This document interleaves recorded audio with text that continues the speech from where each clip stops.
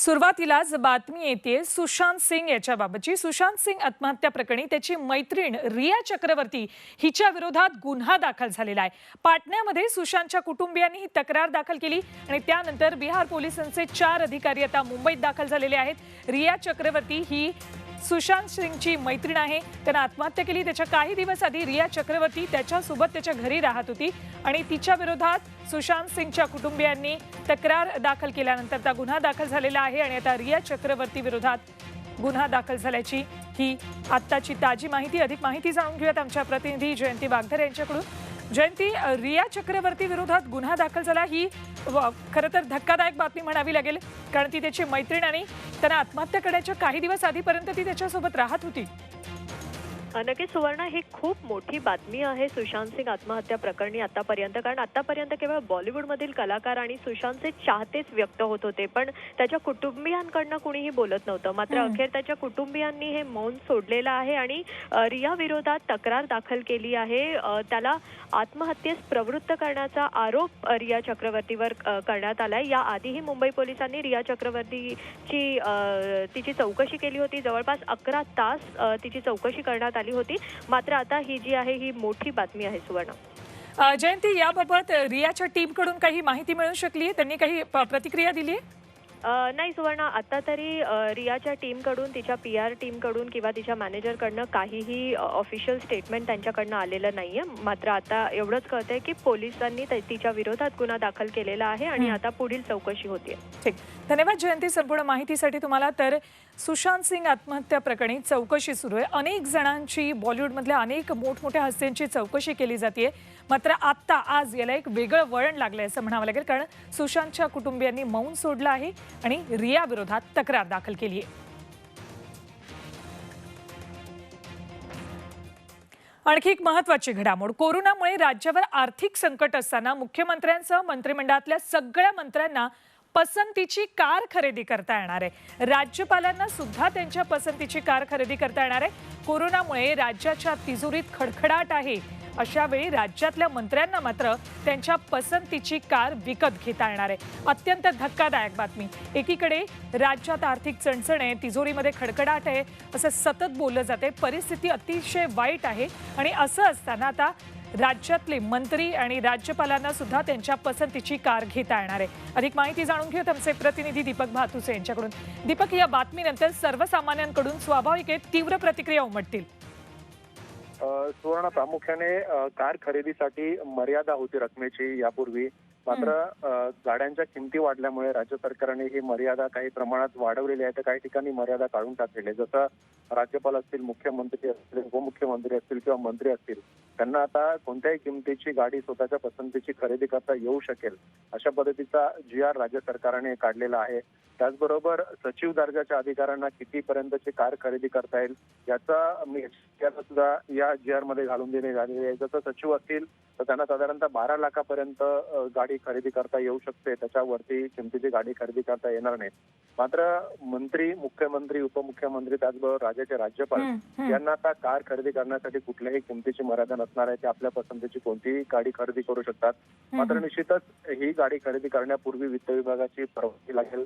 सध्या हा GR जो काढण्यात आलेला आहे तो या किमतीच्या मर्यादा काढून टाकण्यासाठीचा आहे किंवा मंत्र्यांना आपल्या पसंतीची गाडी खरेदी करता येईल या संदर्भातला आहे। कार खरेदी संदर्भातला GR जो आहे तो कदाचित वेगळा सरकार काढेल। सध्या तरी कोरोनाच्या पार्श्वभूमीवर कार खरेदी संदर्भात सरकारचा विचार नाहीये। मात्र आता या काळामध्ये अशी मर्यादा वाढवणं सुद्धा हे सरकारला शोभणार नाही असं म्हणावं लागेल, कारण तिकडे सरकार विविध बाबतीत काटकसर करत आहे, खर्च करण्याचा प्रयत्न करत आहे, तर दुसरीकडे कार खरेदी करण्यासाठी मात्र सरकारने मर्यादा काढून टाकण्यात आलेल्या आहे। ठीक ठीक, धन्यवाद दीपक या संपूर्ण माहितीसाठी। खरं तर काटकसर करण्याची सध्याची गरज आहे आणि अशा परिस्थितीमध्ये अशा प्रकारची बातमी म्हणजे निश्चित सर्वसामान्यांमधून संताप सुद्धा व्यक्त केला जाऊ शकतो।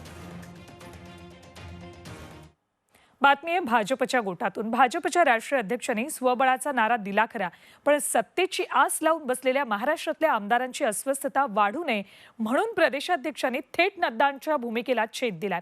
सत्ताधाऱ्यांनी संधी साधून भाजपला टार्गेट करताच फडणवीसांनी सारवासारव केली, पण या निमित्तानं भाजपमध्ये मतभेद असल्याची चर्चा रंगू लागली। 2019च्या विधानसभा निवडणुकीनंतर सत्तेबाहेर पडलेल्या भाजपनं पहिल्यांदाच राज्यातल्या महाविकास आघाडी सरकारविरोधात आक्रमक भूमिका घेतली. ठाकरे सरकार भ्रष्टाचारी असून त्या विरोधात लढण्याचा इशारा देताना जे.पी. नड्डांनी आगामी सर्व निवडणुका स्वबळावर लढण्याचा निर्धार केलाय. अगली बार हमारी तैयारी अकेले महाराष्ट्र को संभालने की होनी चाहिए. इसकी तैयारी आज से हमको करनी है. ये हमको समझना चाहिए, ये संकल्प लेना चाहिए. कोई बैसाखी नहीं, कोई साथ नहीं. अकेले भारतीय जनता पार्टी महाराष्ट्र में कमल खिलाएगी. हर जगह कमल होगा और पार्टी का कैंडिडेट कोई भी कहीं भी होगा, जीतेगा तो कमल जीतेगा. इस तरीके से हमको काम में जुटना चाहिए. पण राष्ट्रीय अध्यक्षांच्या आक्रमक भूमिकेमुळे राज्यातल्या भाजप नेत्यांची गोची झाली. गेल्या 8 महिन्यांपासून आज ना उद्या पुन्हा आपलं सरकार येईल या प्रयत्नांना जे.पी. नड्डांच्या भूमिकेमुळे खीळ बसलीय.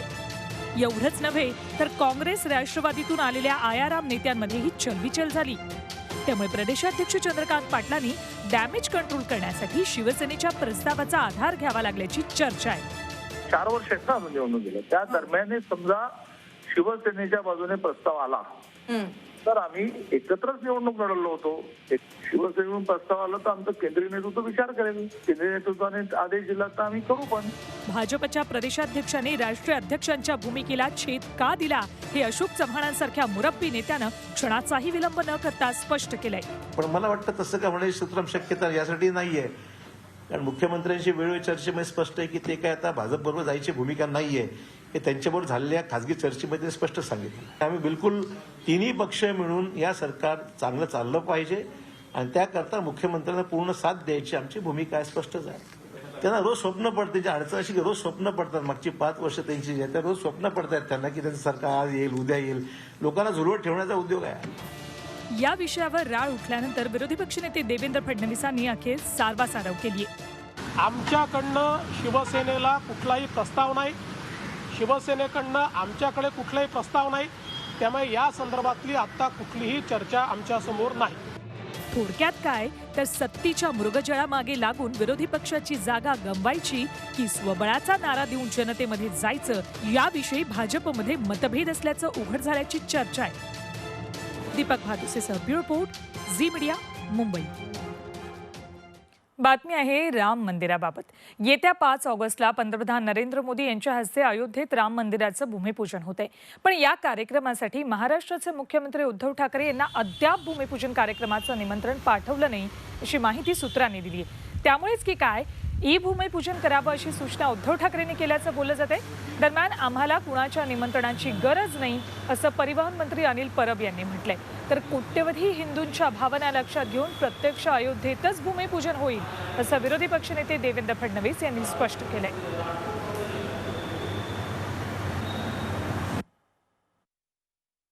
मग हा राम मंदिराचा मुद्दा आहे ज्याला एका लढ्याची पार्श्वभूमी आहे, एक विचित्र पार्श्वभूमी आहे, ज्याच्यावरती बाबरांनी आक्रमण करून ते पाडून मशीद बांधली होती. त्याच्यात पुन्हा आता आपण मंदिर उभं करतोय.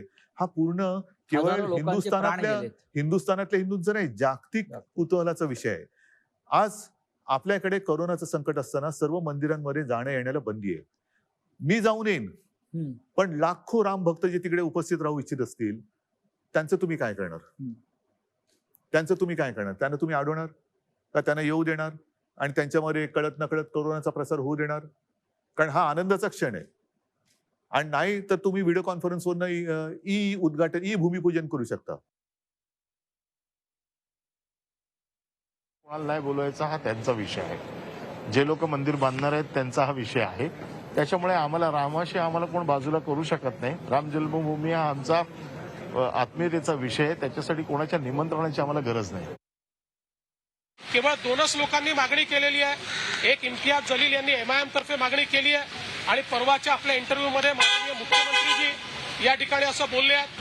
पण या दोघांचं जरी हे मत असलं की भूमिपूजन करावं किंवा व्हिडिओ कॉन्फरन्सिंगवर भूमिपूजन करावं, तरी करोडो हिंदूंचं स्पष्ट मत आहे की पंतप्रधानांनी जागेवर जाऊन भूमिपूजन केलं पाहिजे. सगळे नियम पाळले जातील, गर्दी कुठेही होणार नाही आणि योग्य प्रकारे भूमिपूजन होईल. तर 5 तारखेपर्यंत राम मंदिराबाबतच्या अशा वेगवेगळ्या बातम्या येतच राहणार आहे. पण आता एक महत्त्वाची बातमी, जर तुमच्या मुलाने 10वीची परीक्षा दिली असेल तर ही तुमच्यासाठी बातमी आहे. 10वीच्या परीक्षेचा निकाल उद्या दुपारी 1 वाजता जाहीर होतोय. 10वीच्या परीक्षेला बसलेल्या विद्यार्थ्यांना बुधवारी म्हणजेच उद्या दुपारी ऑनलाईन निकाल पाहता येईल. यंदा 10वीला राज्यभरातून 17,65,898 विद्यार्थ्यांनी नोंदणी केली होती. यापैकी 9,75,894 विद्यार्थी तर 7,79,894 विद्यार्थिनी होत्या. कोरोना संकटामुळे 10वीचा भूगोल विषयाचा पेपर रद्द करावा लागला. बाकीच्या विषयांची सरासरी काढून भूगोल विषयाचे गुण आता दिले जाणार आहेत. महाराष्ट्र राज्य माध्यमिक व उच्च माध्यमिक शिक्षण मंडळाच्या पुणे, नागपूर, औरंगाबाद, मुंबई, कोल्हापूर, अमरावती, नाशिक, लातूर व कोकण या 9 विभागातील मंडळातील मार्च 2020 मध्ये घेण्यात आलेल्या माध्यमिक शालांत परीक्षा म्हणजे इयत्ता 10वीचा परीक्षेचा निकाल हा मंडळाच्या कार्यपद्धतीनुसार उद्या दिनांक 29 जुलै 2020च्या दुपारी 1 वाजता मंडळाच्या संकेतस्थळावरती आपल्या सगळ्यांसाठी उपलब्ध होणार आहे. आता बातमी बघूयात कोरोना काळातल्या खासगी रुग्णालयांमध्ये कशा पद्धतीनं बिलं उकळली जातात त्याबाबतची. खासगी रुग्णालय आणि त्यांनी उकळलेली अव्वाच्या सव्वा बिलं सतत चर्चेत आहेत. औरंगाबादमध्ये जिल्हाधिकाऱ्यांनी नेमलेल्या समितीनं 409 बिलांची हॉस्पिटलची उलट तपासणी केली आहे. त्यामुळे अनेक सामान्य रुग्णांना दिलासा मिळालाय. खासगी हॉस्पिटलच्या लुटीला चाप, जिल्हाधिकाऱ्यांनी वाचवले रुग्णांचे 24 लाख. बिलाच्या ऑडिटमध्ये तफावत आढळल्यानं बिलं केली कमी.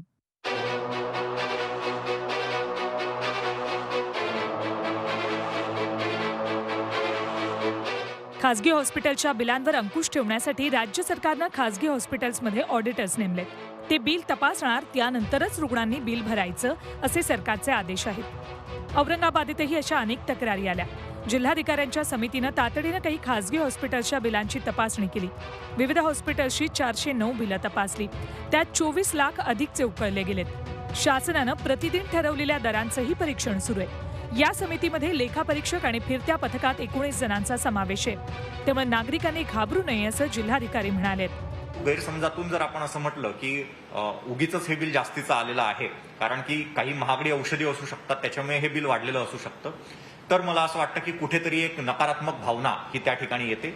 मला सर्वांना आवाहन करायचं आहे की जेव्हा आपण बिल भरणार तेव्हा ते गव्हर्नमेंट ऑडिटरने तपासून दिलेली असल्याची खात्री करा आणि मग आपण बिल भरा. मोठ्या खासगी रुग्णालयात कशी तफावत आढळली आहे ते आता बघूयात. एका खासगी हॉस्पिटलची 94 बिलं तपासली. त्यात 1,17,97,279 रुपयांच्या बिलात 3,69,000 रुपयांची तफावत निघाली. दुसऱ्या हॉस्पिटलची ही 94 बिलं तपासली. 1,73,414 रुपयांची ही बिलं. त्यात 14,33,466 रुपयांची तफावत निघाली. तिसऱ्या हॉस्पिटलमध्ये 38,87,919 रुपयांची बिलं तपासली. त्यात 3 लाखांच्या आसपास तफावत आहे. उदाहरणादाखल ही 3 हॉस्पिटलमधली माहिती आम्ही दिली. अशी बरीच हॉस्पिटल्स आहेत. एकूण आकडा आहे 24 लाखांच्या घरात. यात नंदलाल हॉस्पिटलनं स्पष्टीकरण दिलंय. 20% बेडसाठी सरकारचं बंधन नाही, त्यामुळे त्यांची बिलं शासन नियमाशी जुळूच शकत नाही असं त्यांनी जिल्हाधिकाऱ्यांकडे स्पष्टीकरण दिलंय. थोडक्यात यात लूट नाही असं त्यांचं म्हणणं आहे.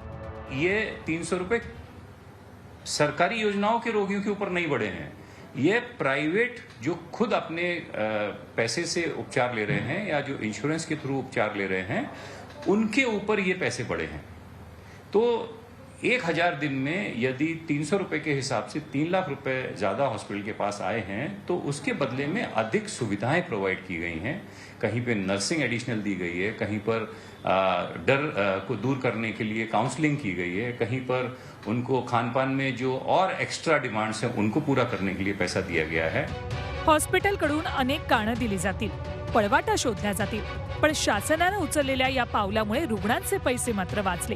ही तपासणी अशी सुरू राहिली तर सामान्यांना हा मोठा दिलासा असेल. विशाल करोळेसह bureau report, Zee media, Aurangabad.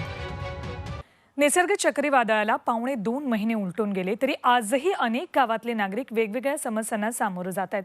आजही श्रीवर्धन म्हसळा तालुक्यातल्या 7 ते 8 गावं अंधारात आहेत. श्रीवर्धनच्या खाडीपट्ट्यातल्या वाविलवाडीमध्येही हीच परिस्थिती आहे. विविध समस्यांचा सामना करावा लागतोय.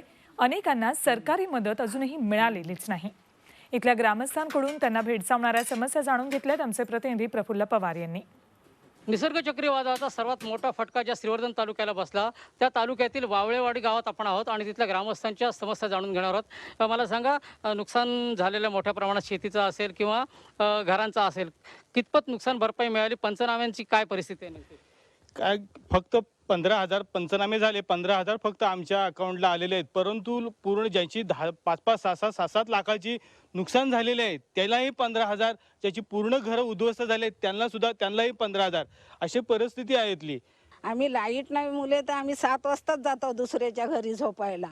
काय करणार? ही मच्छर एवढी आम्हाला फोडून काढला नाही तर काय विचारून सोय नाही. धुरी करतो तर धुरीला बी मान्यता करीत नाही. मग ह्या परिस्थितीत लाईट नाही म्हणून आमचं ग्रामस्थन पण धावतायत. आता मेणबत्ती पण 5 रुपये 7 रुपये अशी मेणबत्ती आहे, तर गरीब लोकांना ते परवडत नाही ना. ज्याची परिस्थिती आहे तो आणू शकतो आणि ज्याची परिस्थिती नाही तो कुठून आणणार? आता रॉकेल नाही मिळालं तर दिवे कशावर हे करणार? आता सिलेंडर येत नाही आमचे, आम्हाला चुलीवर सगळं काम करावं लागतं. 2 महिने झाले तरी पण रेशन नाही भेटलाय. तुम्ही गेला होता रेशनच्या दुकानात? 4-5 वेळा जाता आम्ही तरी पण रेशन ना, आज देव उद्या देव परवा देव अशी करतात, रेशनच नाही देत वेळेवर. आपण पाहतोय आज 55 दिवस झाले तरी इथले लोक अंधारात आहेत. त्यांना अनेक समस्यांना सामोरं जावं लागतंय. यामुळेच सरकारी दावे कितपत फोल ठरतात हे यावरून लक्षात येऊ शकतं. प्रफुल्ल पवार, G24 तास, रायगड. यानंतर आपला जिल्हा आपली बातमीमध्ये इथेच संपतोय. ताज्या बातम्यांसाठी पाहत राहा G24 तास. रहा एक पाऊल पुढे.